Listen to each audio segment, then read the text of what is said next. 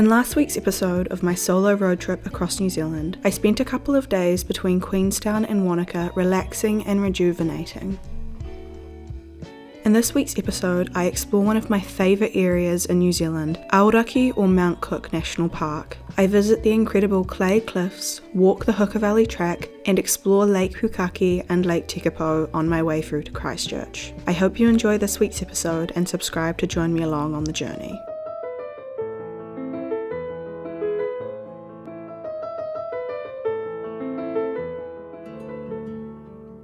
On this day, I wasn't exactly sure where I was going to end up, as I was playing around with the weather conditions a lot. Obviously, Mount Cook is best to visit when there isn't any fog or cloud around that obscures the peak and therefore you can't see it. Even though the weather was absolutely perfect when I left Wanaka, it did look like the weather was going to turn in the next few days. However, it was going to be a bit of a challenge to make my way through from Wanaka to Mount Cook with enough daylight left to walk the Hooker Valley track. Just a classic occurrence on the state highways of New Zealand.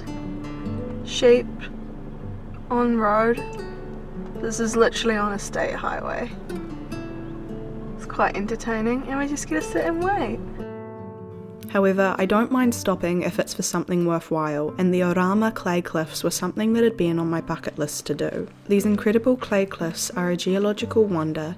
Even though it was really stupid of me to wear white jeans to a place where there was a high chance of falling over and absolutely ruining them, I managed to make my way around without ruining my pants, which I was quite happy about.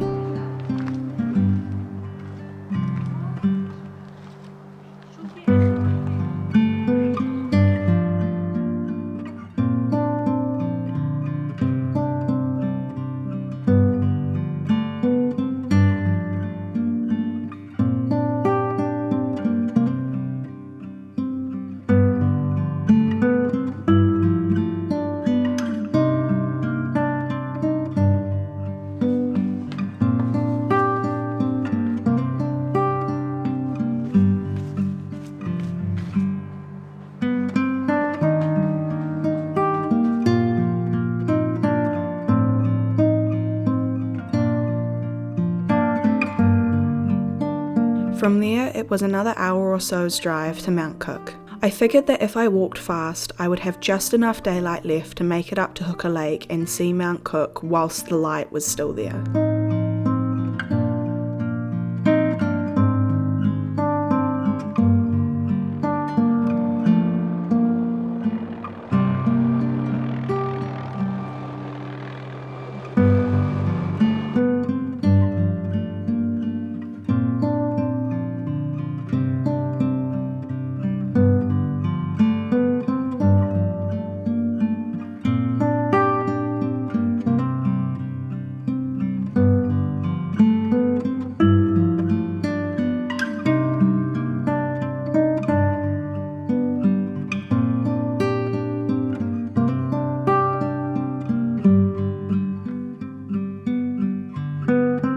When I arrived just after 5 PM, I was absolutely shocked at the number of people that were still there.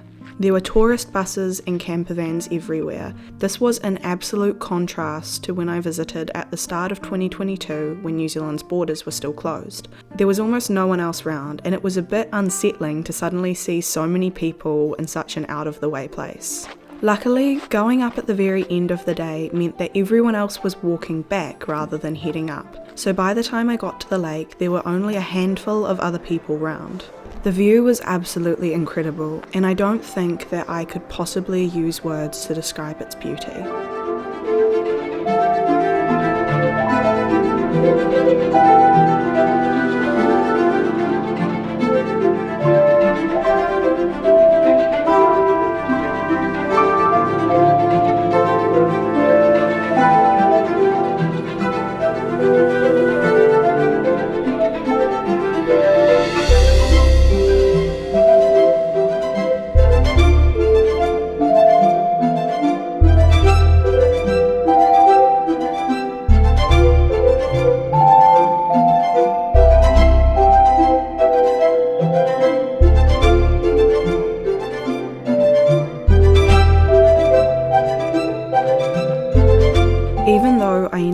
looking back in the dark, I don't regret a second of the time I spent there. I drove back to the bottom of Lake Pukaki in the dark, where there's a freedom camping area that you can stay at.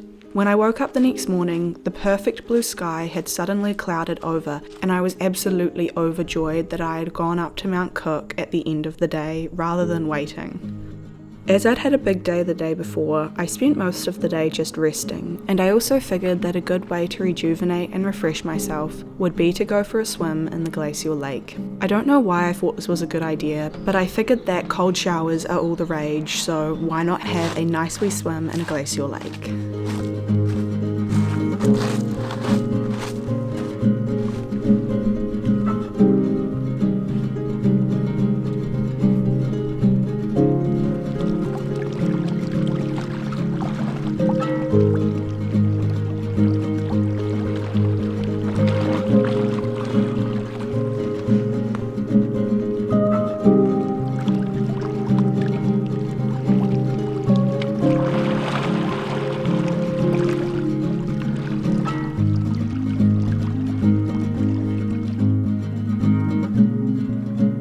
I spent the afternoon marvelling at the beauty of Lake Pukaki. It's truly one of my favourite places to stay in the country. And on this particular day, I was treated to one of the most beautiful sunsets I have ever seen in my life.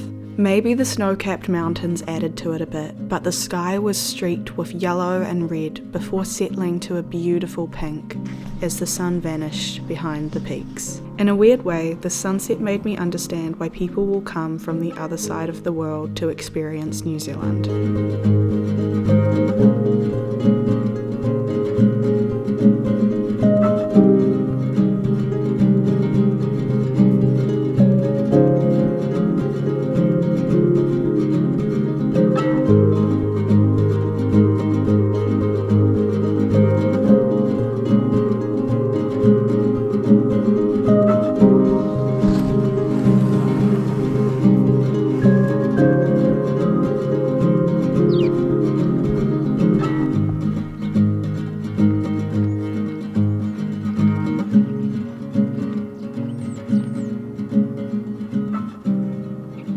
The next day, I decided to drive through to Christchurch and stop at Lake Tekapo along the way. I've never understood why Lake Tekapo is more popular than Lake Pukaki, as personally I think having Mount Cook in the background is better than anything at Tekapo.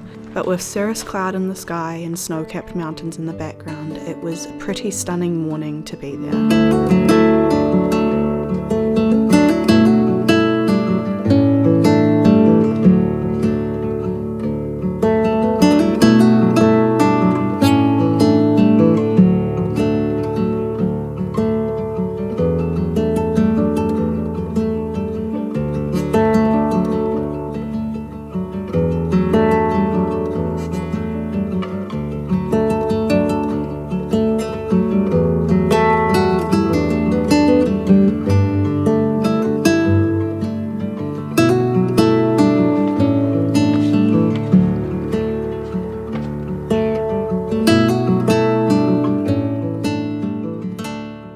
Lake Tekapo, and I just ruined a bunch of tourists' photos by, a very bright red jacket at the very front of the lake on a very large rock. So now we're leaving and we're going to go to the best bakery, best pies in the whole country, Fairley Bakehouse. Seriously, best pies in the whole country, in the whole world probably, because we're renowned for pies to begin with. So if they're the best in the country, they're the best in the world.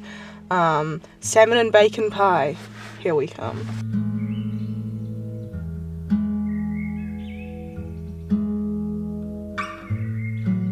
In the final stretch of my drive, I ended up stopping at a couple of second-hand book places, and if there's one thing you should know about me, it's that I absolutely love books, and if I can get them for a cheap price, I'm going to be even happier about it. So, I'm having a great time. So I'm heading through from Fairley, Mount Cook to Christchurch, and I see that there's a book fair on from like the 25th to the 30th, and today's like the 28th. I just spent like $30 and got like a dozen records and like 10 books. I am having a great time. freaking bargains. I love it, and the old people are so nice. Oh, I had a great time. I love books. I'm so glad. Okay, anyway, I'm going to Christchurch. I hope you enjoyed this week's episode. In next week's episode, I make my way to Hamner Springs and summit Mount Isabel and stop at Dogstream Waterfall. Thank you for watching, and I hope you subscribe. I'll see you next week. Toodaloo.